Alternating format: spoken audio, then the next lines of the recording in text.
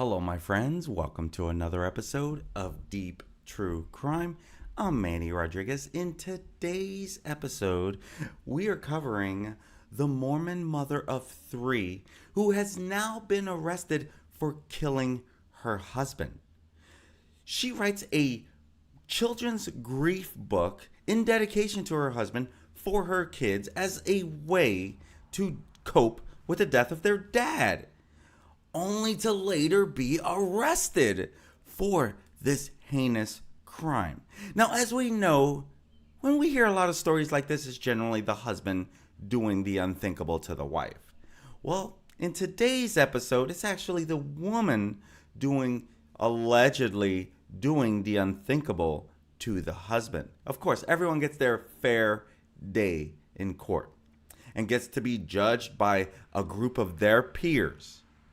Right now, it doesn't look too great for this Mormon mother of three.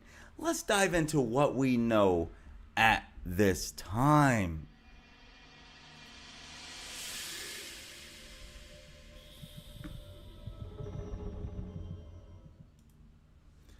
On March 4th, 2022, at 3:22 in the morning, Summit County Sheriff's deputies and EMS staff, they responded to a residence located at 282 Willow Court in Summit County on the report of an unresponsive male.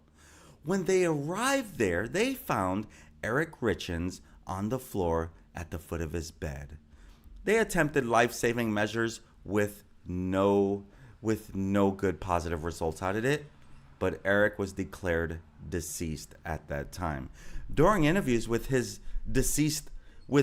wife, the defendant, Kouri Richins, who is a defendant in this case as she has been arrested, she stated that at around 10 p.m., actually 9 p.m., 2100 hours is 9 p.m.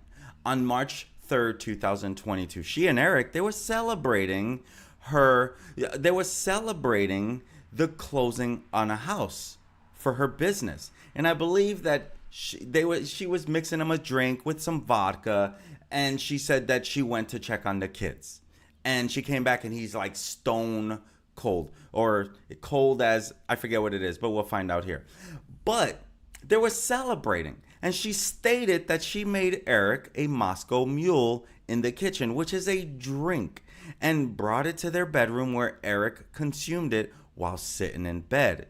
Now, she admits that the only people in the house were her, the dad Kouri, and their children. And she stated that she went to bed and shortly after went to sleep with one of the children in the children's bedroom because the child was having nightmares and couldn't sleep, and so she ended up falling asleep with the baby.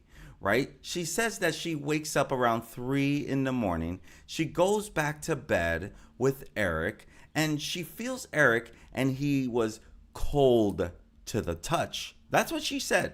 He was cold to the touch. Like basically he was already dead. That's when she calls 911. She tells law enforcement that when she left her room to go to her child's room, she left her phone plugged in next to her bed and did not take it to her child's room. But between when she said she went to the child's room and when she said she called 911, the status on her phone shows that it was locked and unlocked multiple times, and there was also movement recorded on the phone. So if the phone was not being touched and it was in the room with Kouri, why would all of that be there? So her lies are starting to unravel. And, that's where they're like, the status on her phone shows that it was locked and unlocked multiple times. And there was also movement recorded on the phone. In addition, it would show that the defendant's phone, that there were messages were sent and received during that time. These messages were later deleted. Why would she have to delete these messages if she has nothing to hide, right? Now, following an autopsy and the looking to find out what's in the toxicology findings from the autopsy, it was determined that Kouri that he actually died from an overdose of fentanyl. Remember, she says, I fix him a drink and I leave to go check on my child who's having a nightmare.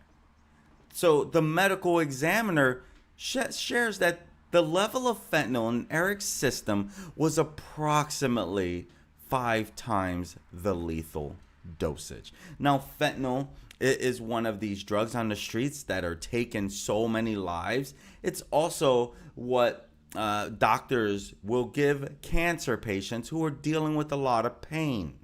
And so, but right here it shares that the autopsy showed he had an overdose of fentanyl, a lethal dosage of fentanyl. And the medical examiner stated that the fentanyl in Eric's system was illicit fentanyl and not medical grade fentanyl. It is also the medical examiner's opinion after evaluating Eric's gastric fluid contents that the fentanyl in Eric's body was ingested orally, almost like it was in the vodka drink. But we don't know that part yet, right? After receiving the information about the toxicology, a search warrant was obtained for Eric and the defendant's residence. And so they searched their home. And during the service of that search warrant, her phone and several computers were seized as evidence. Obviously, right? Warrants were obtained for all of the electronic devices, and the information from those devices were downloaded and investigated. And so when investigators downloaded the phone information, several communications between the defendant and CL were located. In the charging documents, I don't really know who CL is, but he was identified as an acquaintance of her. A police records check of CL revealed multiple counts of possession of a controlled substance with intent to distribute. Possession of a controlled substance, possession of drug paraphernalia. So this CL, who will probably be a witness later, he's arrested too.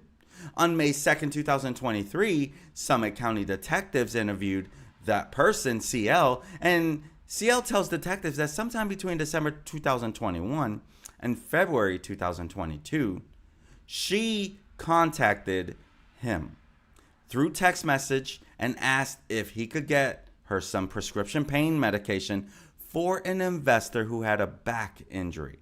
Within a few days, that person, CL, came up with some hydrocodone pills from a dealer. And so she tells him, she being Kouri Richins, tells CL to leave the pills at a house that she was flipping in Midway. And so he does exactly as she asked. He leaves the pills at the house, and she leaves cash for him buying this illicit drugs. And it has been determined that this house was owned by her in December 2021 and January of 2022.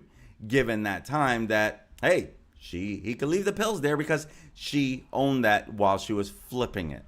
About 2 weeks later, she contacts her drug dealer again and said that her investor wanted something stronger and asked for some of the Michael Jackson stuff. That's what she said. Crazy, I know. And so the defendant asked specifically for fentanyl. And so the drug dealer contacts another dealer in Ogden on February 11, 2022, and procured about 15 to 30 fentanyl pills from that dealer. Now, she goes to his home, to CL's home in Heber, and CL gives her the pills. She gives him $900 for those fentanyl pills. I did not know fentanyl pills can run up that much money. It's kind of mind-blowing, to be honest with you. Like, holy moly, that's an expensive drug. And so now we're finding out a lot more, right? Like, holy moly, she's not alone in this. Now, the other guy allegedly thought it was for an investor who had a back problem and then needed more. Now, he is a dealer, so he's probably going to be facing some crime. But if he cooperates in this investigation, there's a good chance he's not going to be experiencing way too much. But this children's author is in jail. 3 days later, on February 14, 2022, Eric and the defendant, Kouri Richins, I'm sorry, that's right, Eric and the defendant, Kouri Richins, his wife, they have a Valentine's dinner at their Kama's home. And shortly after the dinner, Eric becomes very ill. Eric believed that he had been poisoned. He even told a friend that he thought that his wife was trying to poison him. Wow, right? That doesn't look good for her at all. And so, about 2 weeks later, the defendant contacts CL, the drug dealer, again, asking for another $900 worth of fentanyl pills. Wow. And so what does CL, the drug dealer, do? He goes back to his Ogden dealer, again on February 26, 2022, and procured more pills. And so Kouri, she tells CL to leave the pills at the outdoor fire pit of the Midway house where there was cash waiting for her there. So maybe CL is a female. My apologies if I'm wrong on that. Again, CL, I'm just guessing. Shame on me for assuming that only a guy would be a drug dealer. But it looks like that may be a female. 6 days later, on March 4th, Eric was found dead of fentanyl overdose. It's as sad as can possibly be. And so, before you know it, the mother of three, the Mormon mother of three, she is charged with this murder. And we find out that she's also a grief book author. You see, when her husband died, she writes this book to help the kids cope with the loss of their dad. And so, she's doing interviews. People are looking up to her. They think this is the greatest thing she could possibly do for her kids. But now it's a whole different ball game. She writes this children's book on grief to help her sons deal with their father's death. Now she is being charged with his murder. She was arrested just this past Monday I'm forgetting the month I'm in, May 8th. And she's arrested on that day on suspicion of poisoning her husband, Eric, to death last year at their home in Kamas, Utah. As we know, Utah is a very well-known place where a lot of Mormons reside and live and build, and it's been a well-known Mormon area for many, many years. That's where they lived. They were Mormons. A medical examiner said that they found 5 times the lethal dose of a fentanyl, which is a painkiller 100 times stronger than morphine. They found that in Eric's system after he died on March 4th of 2022. Now, Richins told police that she had made Eric a Moscow Mule and gave him a THC gummy on the night of his death to celebrate him selling a home for their real estate business. So, as I shared, they're celebrating. He sells the home. I think she owns the practice, and this is her way, like, hey, let's celebrate. Here's her drink.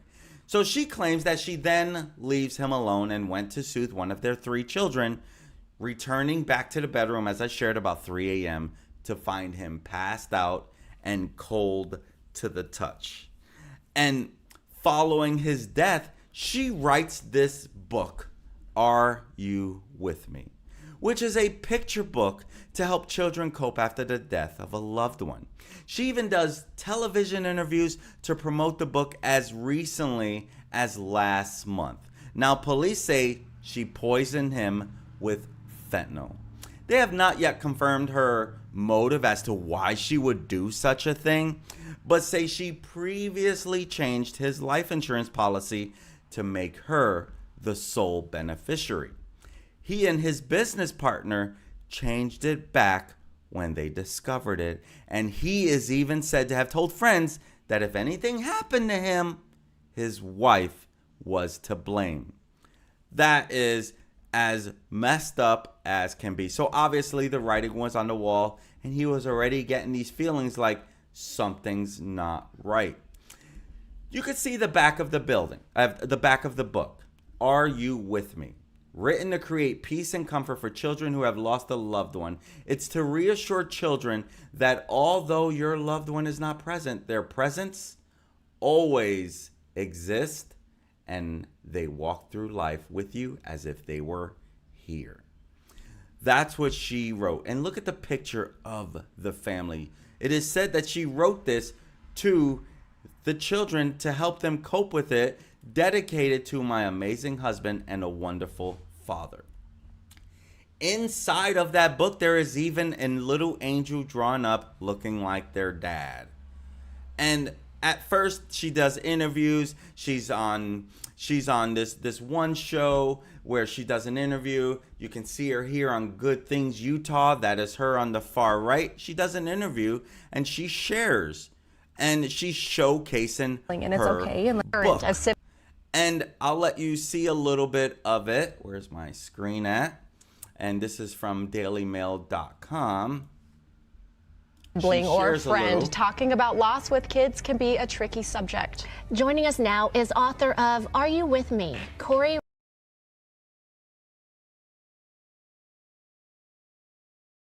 Richins to share her 3 C's to helping kids cope with grief. And Kouri, I want to start with your story. What happened in your personal life? So my husband passed away unexpectedly last year.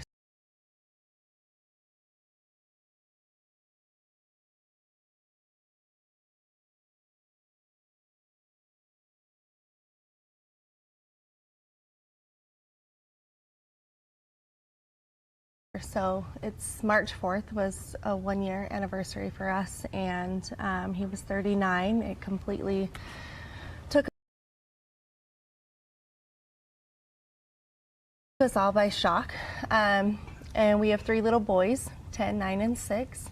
And you know, my kids and I kind of wrote this book on the different emotions and grieving processes that we've experienced last year, and you know, hoping that it can kind of help other kids, you know, deal with this and kind of, you know, find happiness some way or another. And to make sense and process, I'm Yes. sure, and I'm sure you felt that going through and trying to explain it and articulate.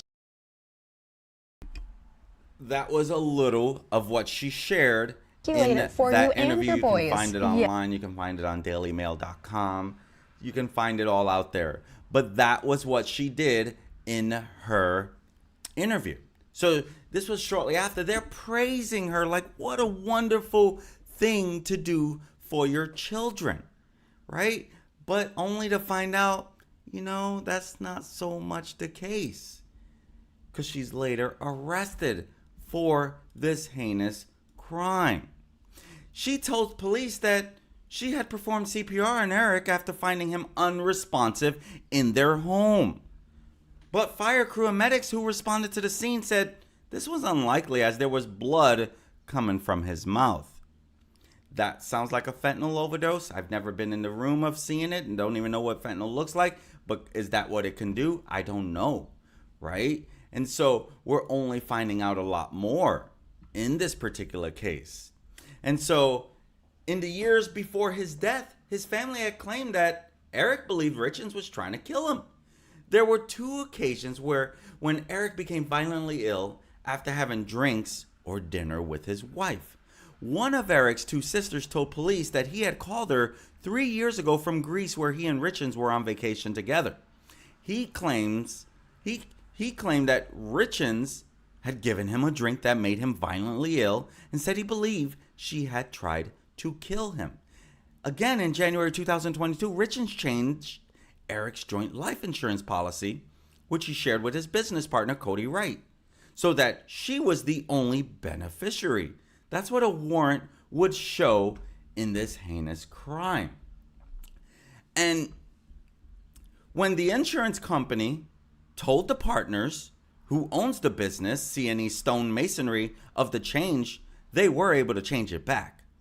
After finding out that Richins had tried to change his life insurance policy, Eric changed the beneficiary of his will and his power of attorney to his sister without telling his wife because he was scared she might kill him for the money.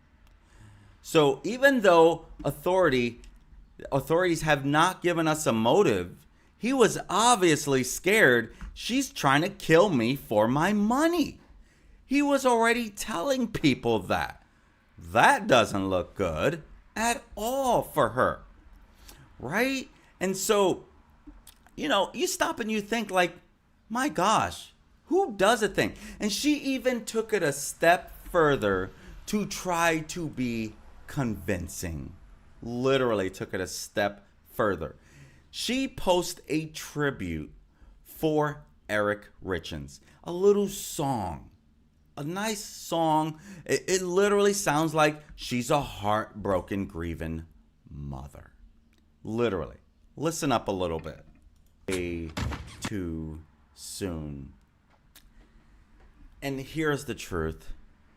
This tribute was a very touching tribute. It's very sad that he lost his life. It's even worse that someone so close to him is the reason he lost his life. It wasn't an accident. Looks like it was intentional. And of course, there's always two sides to every story, and the only side we want to know is, why did you do this? I know she's not been found guilty in a court of law yet. But let's be real. There was so many red flags. He was telling people, it's not looking good. If I make it through this, I'll be lucky. If I don't, look at my wife. She even pays this tribute.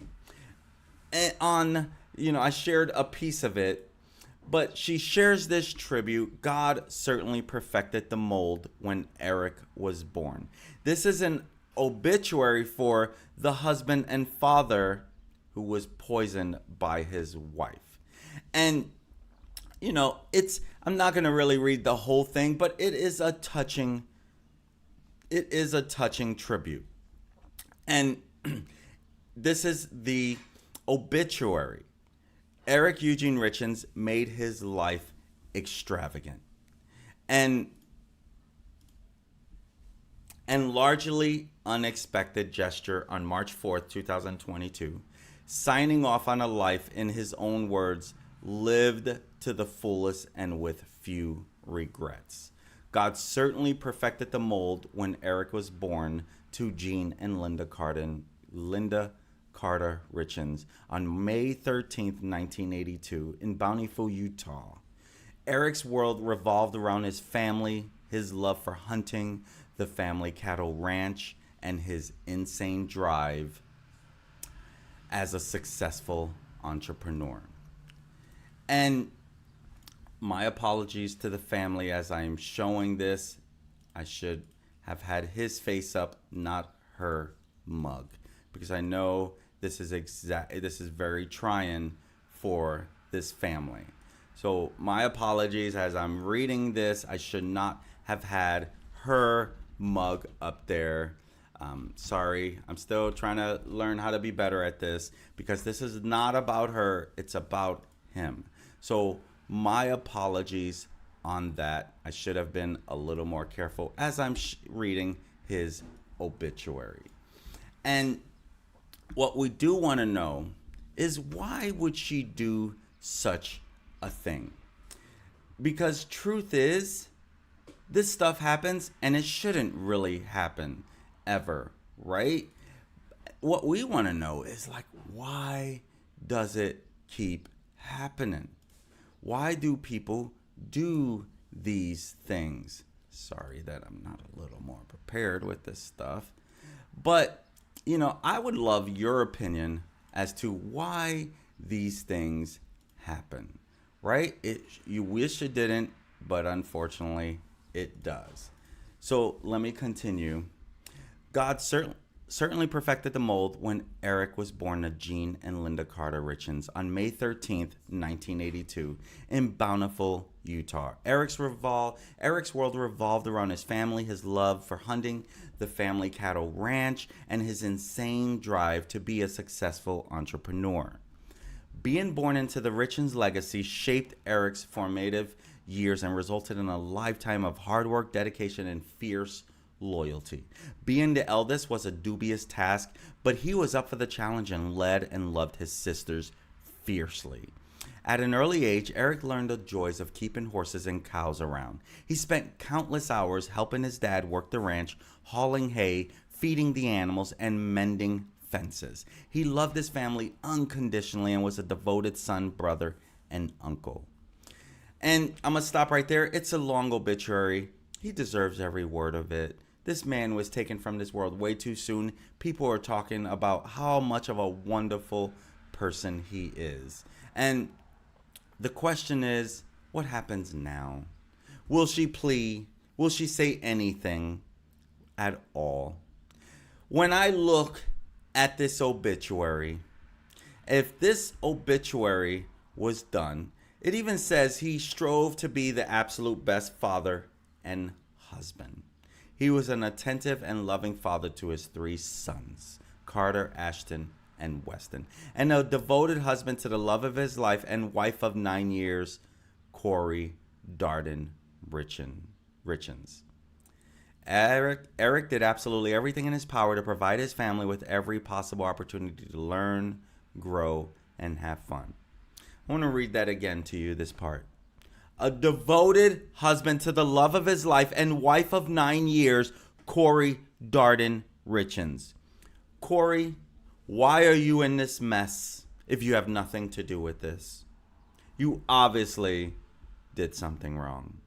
Because he was fearing for his life. That doesn't look good alone. Okay, so we got to be real there. You see, it's like, we know that this happens a lot, and truth is, it happens more with men doing the harm to their women. And so, then we find out that she changed his life insurance policy without his knowing, and then they had to change it back. And so a month later, court documents show that on Valentine's Day, Eric suffered an allergic reaction following a meal, again, with Richins. He could not breathe and passed out after using an EpiPen and taking Benadryl. Now, as I shared, the court documents shows that she bought $900 worth of fentanyl from an acquaintance before the Valentine's Day meal, and 2 weeks later, she asked for $900 worth of more fentanyl. Days later, Eric died of an overdose. Now, following Eric's death, she said that he had an addiction to pain medicine in high school, but there was no substance abuse issues since. But friends and family told police said they hadn't had any idea of Eric being addicted to any form of medicine, and officers did not find any painkillers in the house. In addition to the murder charge, Richins also faces charges involving the alleged possession of GHB, which is a narcolepsy drug frequently used in recreational settings, including at dance clubs. Now, these charges are based on officers' interactions with Richins that night and the account of an unnamed acquaintance who claimed to have sold her the fentanyl that is the CL in the document. 2 months ago, she was promoting her children's book on local TV and told a segment called Good Things Utah that she had written it to help her 3 boys deal with the grief of losing their father. She called her husband's death unexpected and described how it sent her and her 3 boys reeling. And obviously you won't see the pictures of the 3 boys, but those are it's a beautiful family here. Why would she do that? And she called her husband's death unexpected and described how it sent her and the 3 boys reeling. And so, for children, Richins said, grieving was about making sure that their spirit is always alive in your home. It's, explaining to my kid just because he's not present here with us physically doesn't mean his presence isn't here with us. That's what she told the anchors of that show, who commended her and bravoed her, talking about what an amazing mother she is. Now, her attorney, Sky Lazaro, he declined to comment on the charges. So we wait to find out what will happen in this case against Kouri Richins. Right now, it does not look good for this Mormon mom of 3. This is the charging document, some of what I read today to share what they have on her. She is a realtor, as I shared. I don't know if they were part of Keller Williams. I noticed that her profile was taken off of Keller Williams. I don't know if it was right after this or she no longer worked with Keller Williams, because it says Richins Realty, but you can be a part. It could be powered by Keller Williams, so I'm not too sure on this. But she is now charged in her husband's murder.